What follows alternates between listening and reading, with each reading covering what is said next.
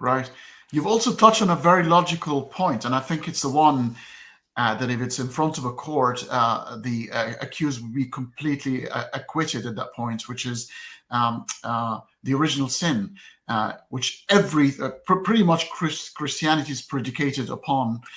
How can you err if your knowledge of responsibility at that point did not exist? So before eating from the forbidden fruit, uh, Adam did not understand the difference between good and evil, did not understand what good or what evil was, yet he was judged based on this criteria for committing an act that was before the realization of these things.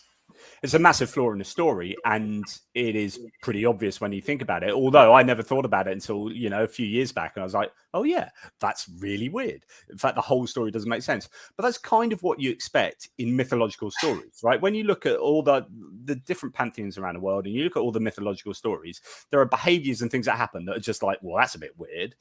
But they're just myths, right? And you forgive that of every other story because it doesn't need to make sense, because they are myths that are just explaining how things. These are called etiological stories, but stories that perhaps explain why things might come to pass. So, for example, in Australia, you'll have creation myths that will explain why Uluru, as rock.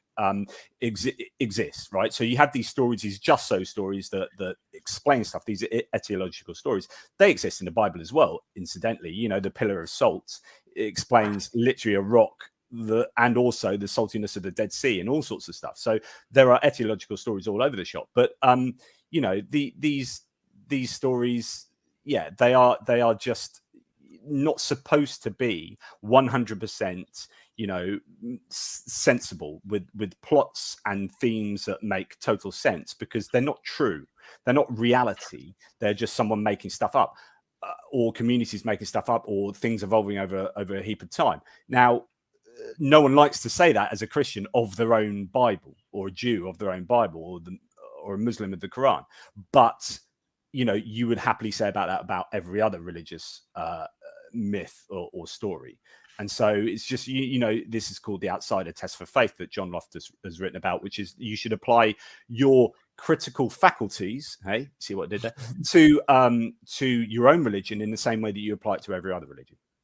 Yeah, it's funny that ancient religions or sort of stories about the creation, it's almost like they were a lot more mature, and sometimes these stories were understood to in the context of wisdom, of how you should behave going forward. Now knowing these kind of stories and how you should sort of conduct yourself, while in the modern era, and those people who took the words literally have actually used these stories to impose certain ideas about that God, and these are absolute truth, and this is exactly how it was done, as if we're completely missing the point. Obviously, there are some new interpretations of the Bible and the Quran, and new waves of Muslims and Christians and Jews that would say, look, these stories were not even literal, but they're kind of stories to teach us the wisdom of God, because we didn't know much then, and you had to learn through stories just like a little child. So this is a really important point, because there is a tension between literalism and symbolism. So there are clearly symbolic stories in the Bible, and there are clearly attempts at literal history.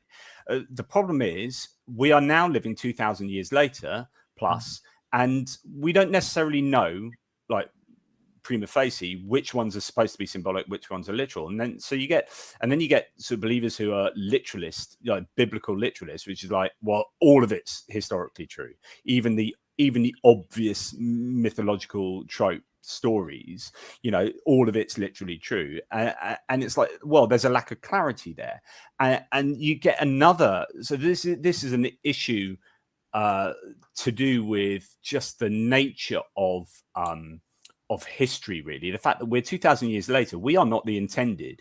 Anyone in this society is not the intended audience for those books. And there will be loads of intertextual references and the way stories are created that would have appealed really strongly to the audiences at the time, the contemporaneous audiences, that we just miss now, that we don't get, because we are not those people living in those times and understanding the context in which those books are set.